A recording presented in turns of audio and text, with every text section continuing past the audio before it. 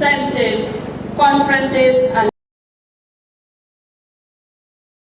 upon which Kenya's position as a premier global conference destination has been built. Kenya currently ranks 4th in Africa with 29 international meetings annually, according to the 2025 ranking that told the world Kenya. Secretary for Tourism and Wildlife, Honorable Rebecca Miano. Ladies and gentlemen, good morning. I fully agree. We have sometimes sold ourselves short. So it was is the symbol of justice. Symbol of justice. KICC is significant. Significant. Kenya is a country. Kenya is a country that respects Parliament. That respects Parliament. Kenya executive, the judiciary, the legislature work together. So there's a lot of symbolism as we work together. So there's a lot of symbolism as we stand here.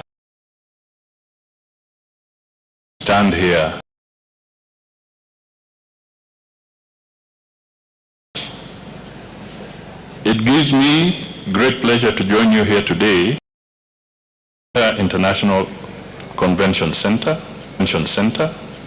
for this important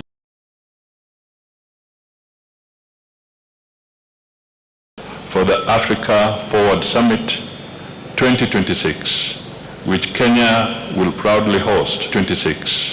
Which Kenya will proudly host on the 11th and 12th of May here in Nairobi. My colleague, on 12th of May here in Nairobi. My colleague, Honorable Rebecca Miano, our partners from the government of lateral institutions, development partners, civil society, a defining partners, civil society, a defining statement about where Africa and the kind of partnership that must shape the future, about where Africa and the kind of partnership that must shape the future of global cooperation under the leadership of His Excellency President William Ruto and deepening Africa-France engagement. Over the course of the summit, leaders will engage around 7 that are shaping Africa's future. These include reform of the international financial architecture, energy transition and green industrialization, the blue economy, sustainable agriculture and food systems, artificial intelligence, technologies, research sector. Governments can provide policy data will be driven by investment, enterprise, ownership. That is why the Africa Forward Summit includes a major business forum expected to bring together approximately 1,500 business leaders, CEOs, investors, entrepreneurs, and innovators. We expect the summit to catalyze investment pipelines, commercial partnerships, technology transfer, financing opportunities, and new areas of economic cooperation across multiple sectors. We are determined to deliver visible, life-changing, improved livelihoods and a brighter future for citizens. Kenya is proud because we believe deeply in the transformative power of Africa's leading. Nairobi continues to serve as a strategy, does not host, and all We thank you for your collaboration remains critical. You are not merely covering an event, and for the future of international partnerships, the continent. Ultimately, Forward Summit will be defined by the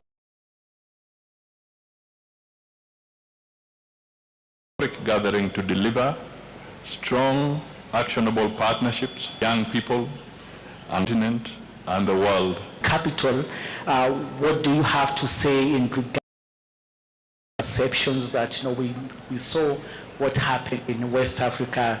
They could rethinking its engagements. I think one can, but I think even politically, one cannot quibble with the fact that given the changes we are witnesses to, all our countries, including Africa, we are reimagining how we relate. And so this is just a pragmatic decision that appreciates the changed reality and the need for even deeper, agile, and strategic partnerships. Of course, France has a lot to offer, and I will leave that to the conference to speak to it. But given the areas that we have prioritized, Seth, whether you're talking green industrial scale energy, all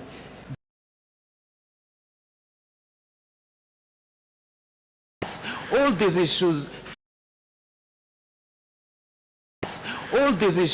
France has immense capacity, and as Africa, we have question around